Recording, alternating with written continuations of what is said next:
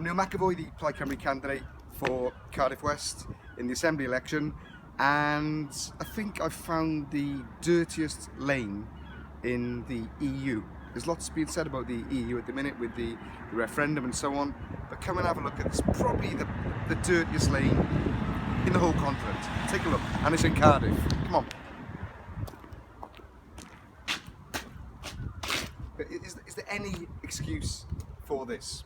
Yep, take a look down the lane, come on.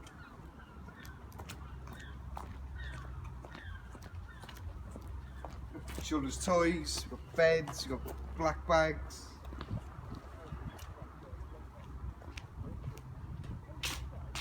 I'm told this council land, so I'll be mailing this video to Cardiff Council, and we want action.